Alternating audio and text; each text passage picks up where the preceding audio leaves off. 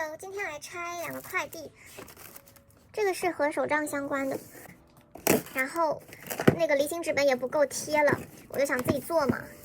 但是我买的就是我之前买的离心纸是 A4 的，就特别大，然后做出来离心纸本用起来很不方便，所以我就想就是做一个小一点的 A6 的离心纸本，就是做那种简易一点的嘛。然后我就买了一个这个裁纸器，这个看起来还挺好用的样子。因为我就是很手残嘛，我剪出来的就是都是很不平整的，所以我觉得可能买一个这个可以辅助我，就是把那个离心纸1裁2吧，应该挺方便的。我到时候用了，然后再给大家反馈吧。哎，或者我现在就用一下吧。啊？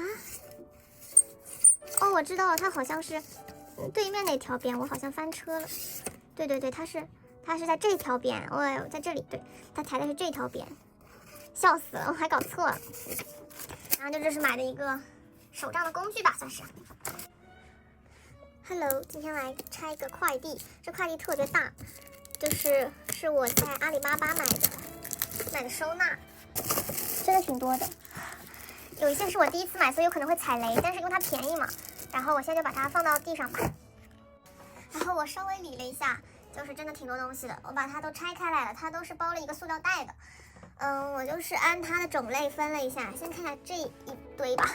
这个是那种应该是玻璃还是应该是塑料吧，反正就它做出那种玻璃的感觉的一个收纳。我就是每个大小都买了一点。一个是这种小的，我觉得可以放一些小的素材什么的。然后还有一个这种长的，还有一个再长一点的，就是这种，还有一个就是这个大的。但是我不知道为什么它就是都会有个这口子，应该它本来设计的原因，它可能是这种厨房的收纳，我是觉得，不知道为什么，因为它这下面，应该能看出来，这下面是都有一粒一粒凸出来的东西，我也不太清楚是为了什么，可能是为了防滑吧。对，这就是第一个种类的。哦，它是这样子的，就是它是叫这个抽屉整理盒，对。然后我们来看下一个，然后看这3个吧，这3个也是一个系列的。我觉得这个是颜值最高的，但是它好像很轻，就感觉它不是很扛重。它也是一个，它叫这个什么多用收纳盒。然后，但我觉得它颜值挺高，是这种奶白色做的一个新指甲，应该可以看出来，它就是比较奶的，不是这种纯白。然后一个是这种，就是可以放一些贴纸或者是便签吧。然后这个我是打算放那些整卷的。这个也可以放整卷，也可以放别的。哎，它怎么虚焦了？就是我也可以放在桌面那个分隔板的下面，这高度差不多。然后也可以放在那个抽屉里面再进行一个分类。但它这个质量不太行，我就不太推荐吧。如果不追求质量的话可以买，因为它这个你看就很轻易的就会这样子，哦，就是会变形那种感觉。就这2个相比的话，我是觉得这个的质感更好一点，但是那个颜值高一点，哎，反正都挺好看的。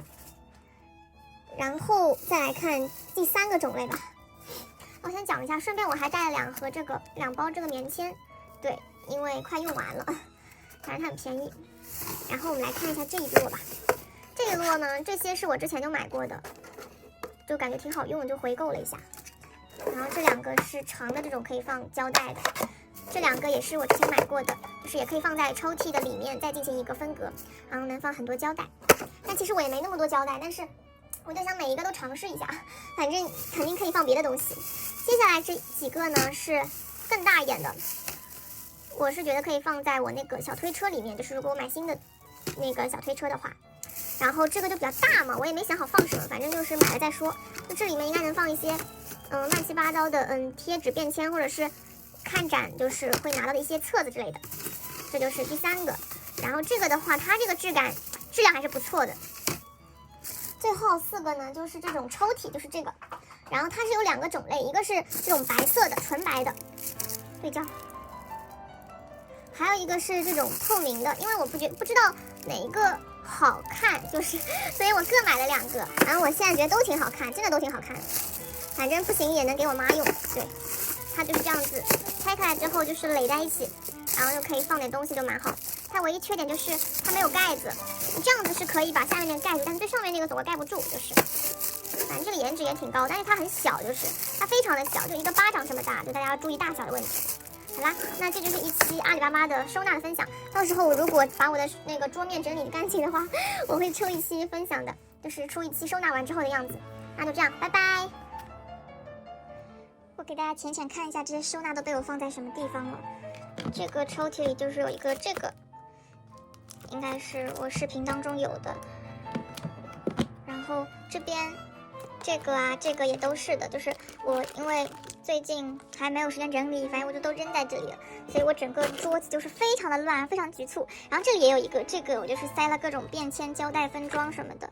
然后这边就是有一个，这上面夹了一个便签，哎呀，夹了好多便签。这边有2个，就是这里我再塞了个盒子，然后里面是胶带分装，反正就贼乱。我暑假应该会出一期收纳分享的，等我。